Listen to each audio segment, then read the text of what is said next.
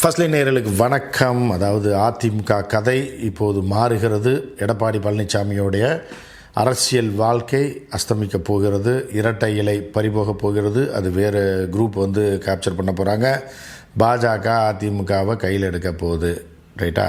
இதுதான் இன்று வெளியான தீர்ப்பு. அதாவது உயர்நீதிமன்றத்தில் வந்த தீர்ப்பின் அடிப்படையில் நான் இதை பதிவு செய்ய விரும்புகிறேன். இது என்ன நடந்துச்சு, என்ன தீர்ப்பு சொல்லியிருக்காங்க, எப்படி ரெட்டையில் பறிப்போக போகுது, எப்படி பழனிசாமி காலியாக போகிறாரு அப்படின்றத பற்றி தான் நம்ம பார்க்க போகிறோம். இந்த தீர்ப்பு இப்போ தான் அந்த தீர்ப்பு வெளியாகிருக்கு 11 மணிக்கு, ஒரு 10 மணிக்கு. சரியா? ஸோ இப்போ அடுத்து எலெக்ஷன் கமிஷன் என்ன பண்ண போகுது, எப்படி ரெட்டையிலை பறிபோக போகிறது, அது யார் கைக்கு போக போகிறது அப்படின்றத நம்ம டீட்டெயிலாக பார்க்கலாம்.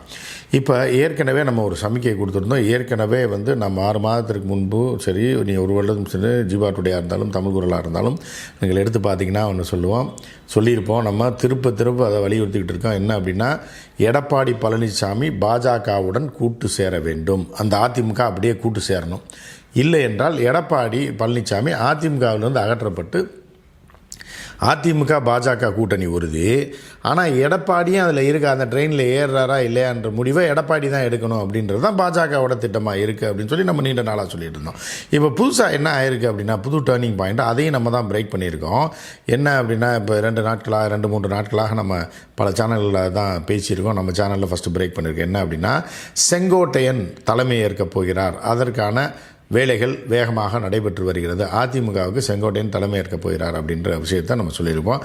அதற்கு அச்சாரமாக தான் செங்கோட்டையன் அத்திக்கடவு அவிநாசி திட்டத்தில் எடப்பாடி ஃபோட்டோ மட்டும் வச்சது, ஜெயலலிதா எம்ஜிஆர் ஃபோட்டோ வைக்கலை அப்படின்ற சர்ச்சையை முதல் முறையாக கிளப்பி விட்டது. செங்கோட்டையன் தான் ஜெயலலிதாவுக்கு பேக் போனாக இருந்து, ஜெயலலிதா ஒரு அதிமுகவுக்கு மீண்டும் 91 முதலமைச்சர் ஆகிறதுக்கு அதிமுக்கிய காரணம் 3-4 பேர் தான். அதில் ஒருத்தர் செங்கோட்டையன் தான் பேக்கப் பண்ணி யாருக்கு சீட்டு கொடுக்கணும், எங்கே பிரச்சாரம் பண்ணணும், எல்லாத்தையும் 89லேருந்து ஜெயலலிதா உடைந்து வந்ததுலேருந்து அவரை ஒரு கூண்டு கிளி போல் பாதுகாத்தவர் செங்கோட்டையன். அதுக்கப்புறம் திருநாவுக்கரசு அவர்கள் இருக்காங்க. அதே மாதிரி பார்த்திங்கன்னா KKS ராமச்சந்திரன், அப்புறம் அந்த குரூப்லாம் எம்எல்ஏக்களை கடத்திட்டு போனது, அதெல்லாம் அதுக்கப்புறம். ஆனால் நீங்கள் கட்சியை கட்டமைப்பதற்கு, ஜெயலலிதா தலைமையில் அதை உருவாக்குவதற்கு மிகப்பெரும் தலைவர்கள் ஆர்.எம். வீரப்பன், நெடுஞ்செழியன் போன்றவர்கள் எல்லாமே, எஸ்டிஎஸ் போன்றவர்கள் எல்லாமே அந்த பக்கம் RM. Veerappan side, RM. Veerappan side, குறிப்பாக ஜானகி சைடு தாவிர பிறகு இந்த பகுதியில் யாருமே இல்லை. எல்லா இளைஞர்களாக இருக்காங்க, புதியவர்களாக இருக்கிறாங்க. ஆனால் செங்கோட்டையன் 75களில் இருந்த எம்ஜிஆர் கூட இருக்கார் அப்படின்ற வகையில் அவர் தான் இந்த கட்சியை கட்டமைத்து ஜெயலலிதா காப்பாற்றி விட்றாரு. அதுக்கப்புறம் ஜெயலலிதா தூக்கி போட்டு மாற்றி விட்டதெல்லாம் வேறு விஷயம். ஸோ இது இப்படி போயிட்டு இருக்கும்போது மீண்டும் செங்கோட்டையன் தலை தூக்க துவங்கியிருக்கிறார். எம்ஜிஆர் காலத்தில் எந்த கருத்து சொல்லதில்லை. ஜெயலலிதா ஆட்சி காலத்தில் தன்னை பதவி நீக்கம் செய்த போதிலும், அமைச்சர் பதவி கொடுக்கவில்லை என்ற போதிலும் அவர் பப்ளிக்கு வரல, ப்ரெஸ்ஸுக்கு வரல. ஆனால் இப்போ முதல் முறையாக வாய் திறந்திருக்கிறார் என்பதை வைத்து நம்ம என்ன சொல்லியிருந்தோம்னா, இவர் தான் வரப்போகிறாரு. டெல்லி லாபி பரபரப்பாக நடந்து கொண்டிருக்கிறது. செங்கோட்டையன் தலைமையில் அதிமுக எல்லாருமே, அதாவது என்ன அப்படின்னா, கொங்கு பெல்ட்டில் கொங்கு கவுண்டர்களை தூக்கிட்டால் திருப்பி அந்த பக்கம் வீக் ஆயிரும் அப்படின்னு நினைப்பாங்க இல்லையா? அதை உடைக்கும் விதமாக என்னென்னா, ஏற்கனவே பாஜக ஓபிஎஸ்க்கு பல சலுகைகளை கொடுத்தோம். ஓபிஎஸ் அதை பயன்படுத்தி கொள்ளவில்லை, சரியாக பயன்படுத்தாதனால ஓபிஎஸ் அவுட்டு. ஸோ அதனால் என்ன பண்ணுறாங்கன்னா, இப்போ செங்கோட்டையனை பூஸ்டப் பண்ணி செங்கோட்டையனை கொண்டு வர போகிறாங்க. இப்போ இதற்கு அச்சாரமாக இன்றைக்கி தீர்ப்பு வந்திருக்கு. என்ன தீர்ப்பு வந்திருக்கு அப்படின்னா, அதாவது இரட்டை இலை விவகாரத்தில் உள்கட்சி விவகாரத்தை விசாரிப்பதற்கு எலெக்ஷன் கமிஷனுக்கு அதிகாரம் இல்லை அப்படின்றது தான் வழக்குடைய முக்கிய சாராம்சம்.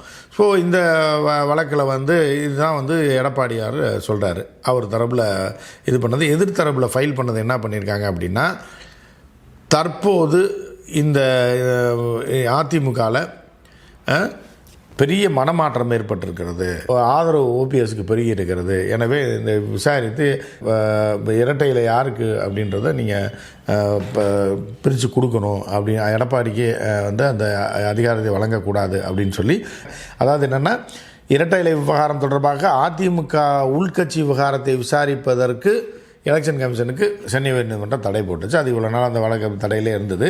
அப்புறம் கடந்த வாரத்தில் தீர்ப்பு சொல்லலாம், இந்த மாதிரி இன்றைக்கி தீர்ப்பு வரும்னு சொல்லியிருந்தாங்க. அதன் அடிப்படையில் இந்த தீர்ப்பு வாசிக்கப்பட்டிருக்கிறது. என்னென்னா, இதுதான் ஒரு பெரிய ட்ராபேக்காக யாருக்கு வருது அப்படின்னா, எடப்பாடி பழனிசாமிக்கு வருது. என்னென்னா, இந்த வழக்கை இசி அதாவது எலெக்ஷன் கமிஷன் விசாரிக்கலாம்னு சொல்லி இன்று காலை தீர்ப்பு வந்திருக்கு. ஸோ இதன் அடிப்படையில் என்னென்னா அடுத்து எலெக்ஷன் கமிஷன் விசாரிக்கும் போது 65 எம்எல்ஏக்களில் 4 பேர் அந்த ஓபிஎஸ் அந்த தனி அணியில் இருக்காங்க இல்லையா, மீதி 61 பேருடைய ஆதரவு எடப்பாடிக்கு இருக்குன்னு சொல்லி கோர்ட்டில் சொல்லியிருக்காங்க.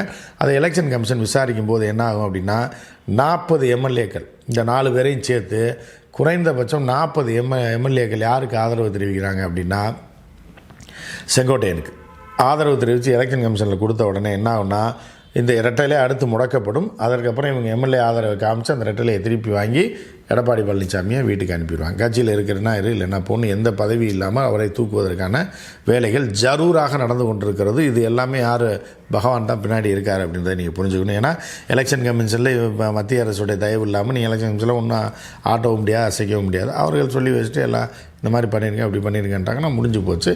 ஸோ எனவே எலெக்ஷன் கமிஷனுடைய தீர்ப்பு என்னவாக இருக்கலாம் அப்படின்னா ரெட்டலையை முடக்கிறது.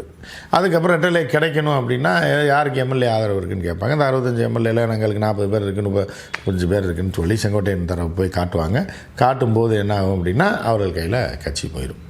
போனவுடனே இந்த வேலுமணி, தங்கமணி, ரங்கமணி எல்லாருமே எப்படின்னா ஒட்டு மொத்தமாக இப்போ மதுரை எடுத்துக்கிட்டிங்கன்னா செல்லூர் ராஜா இருக்கட்டும் எல்லாருன்னு கட்சி எந்த போக்கில் அதிகப்படியான ஆட்கள் எந்த போக்கில் போகிறாங்களோ அந்த நீரோடையில் கலந்துருவாங்க. அப்படி இருக்கும்போது அவர்கள் யாருக்கு ஆதரவாளர்கள் இல்லை, கட்சி நடந்தால் போதும். இப்போ எடப்பாடி பழனிசாமி ஆதரவாளராக இவங்கெல்லாம் வந்தாங்க, தென் மாவட்டத்தில் உள்ளவங்க இல்லை. ஸோ அவர்கள் எல்லாம் மாறிடுவாங்க. ஸோ இப்போ இதுக்கு அடுத்து என்ன நடக்க போகுது அப்படின்னு பார்த்தீங்கன்னா பைலாவில் அதிமுக பைலாவில் எம்ஜிஆர் துவங்கிய காலத்தில் என்ன எழுதி வச்சுருக்கு அப்படின்னு பார்த்தீங்கன்னா கட்சி தொண்டர்களால் தேர்ந்தெடுக்கப்பட்டவர் தான் பொதுச் செயலாளராக ஆக முடியும் அப்படின்னு எழுதி வச்சுருக்கு. அப்போ எம்ஜிஆர் தவிர வேறு யார், எம்ஜிஆர் அதிமுகவில் எம்ஜிஆர் தவிர வேறு யாரை தேர்ந்தெடுத்துருவாங்க தொண்டர்கள் அப்படின்றதில் எம்ஜிஆருக்காக உருவாக்கப்பட்டது. அந்த காலத்தில் இருந்த ஆர்.எம். வீரப்பன், சட்ட வல்லுநர்கள், கே. கிருஷ்ணசாமி போன்றவர்கள்லாம் உருவாக்குனது தான் அந்த பைலா. அப்போ அந்த பைலாவை இப்போ எடுத்துகிட்டு வந்தால் என்னாகும், நான் ஸ்டேட் ஃபுல்லாக எல்லார்ட்டையும் தேர்தல் வைத்து இவர் தான் பொதுச்செயலாளர்னு தேர்ந்தெடுத்தால் மட்டும்தான் அவர் பொதுச்செயலாளர் இருக்க முடியும். சரி, அதுக்கு சாத்தியமா அப்படின்னு சொல்லி நம்ம கேட்கும்போது என்ன சொல்கிறாங்க அப்படின்னா அமெரிக்காவில் இப்படி தான் இருக்குது. இப்போ ட்ரம்ப் அதிபர் வேட்பாளர்னால் அவரை கட்சி நாமினேட் பண்ணுறதுக்கு ஒவ்வொரு மாநிலமாக போவார். அந்தந்த மாநிலத்தில் அவரை எதிர்த்து இப்போ ராமசாமின்னு ஒருத்தர் நின்னாப்புல, சரியா, விவேக் ராமசாமின்னு இன்னும் 2 பேர்லாம் நின்னாங்க. அவர்களுக்கெல்லாம் கட்சிக்காரன் ஓட்டு போடுவாங்க. அதில் ஜெயிச்சு வர்றவங்களுக்கு தான் ஜனாதிபதி வேட்பாளராக அறிவிக்கப்படும். அப்புறம் அவர் எதிர்கட்சி இப்போ எதிர்த்து போட்டியிட்டு வெற்றி பெறுவார். இதுதான் அங்கே உள்ள ப்ரொசீஜர். அதே மாதிரி இங்கே கொண்டாடலாம். மாவட்டந்தோறும் மாவட்ட செயலாளருக்கு ஒரு ஓட்டு, யார் மாநில தலைவர்ன்றதுக்கு ஒரு ஓட்டு போட வைத்து அதை டோட்டலாக வச்சு பண்ண முடியும் அப்படின்னு தான் சொல்கிறாங்க. மாநிலம் முழுவதும் உள்ள அதிமுக தொண்டர்கள்ட்ட ஒரு மிகப்பெரிய வாக்கெடுப்பு நடத்தி அதில் ஒரு பொதுச் செயலாளர் தேர்ந்தெடுக்க முடியும் அப்படின்னு சொல்கிறாங்க. எனவே அந்த வகையில் தேர்தலுக்கு முன் அதிமுக தேர்தல் நடக்கலாம் அப்படின்ற ஒரு தகவல் இருக்குது. எனவே ரெட்டலை இப்போதைக்கு பறிபோக போகுது. இது நம்மளோட எக்ஸ்க்ளூசிவ் நம்ம சொல்கிறோம். ரெட்டலை பறிபோக போகுது. ரெட்டலை பறிபோக போகிறோம். செங்கோட்டையனை முன்னிலை நிறுத்தி இதை தான் நம்ம பிரேக் பண்ணியிருக்கோம். நேற்று முந்தானெல்லாம் பல சேனலில் பார்த்துருப்பீங்க. செங்கோட்டையன் அடுத்த பொதுச் செயலாளராக வருவதற்கான பேச்சுவார்த்தைகள் வேலைகள் எல்லாம் கிட்டத்தட்ட முடிஞ்சிருச்சு. எல்லாம் அவன் செய்கின்ற மாதிரி பாஜக தன்னுடைய வேலையை காட்டிடுச்சு. ஒரு டைம் கொடுத்தது, அந்த டைமுக்கு எடப்பாடி ஒத்து வரல. அதோட எடப்பாடி காலியாக போகிறார். இல்லைன்னா ஒட்டு மொத்தமாக போய் கையில் காலில் விழுந்து எடப்பாடியார் இந்த கட்சியை கொண்டு போய் பாஜகவில் சேர்க்கணும். இது ரெண்டில் ஏதாவது ஒன்று தான் நடக்கும். மற்றும் ஒரு நிகழ்ச்சியில் சந்திப்போம். நன்றி, வணக்கம்.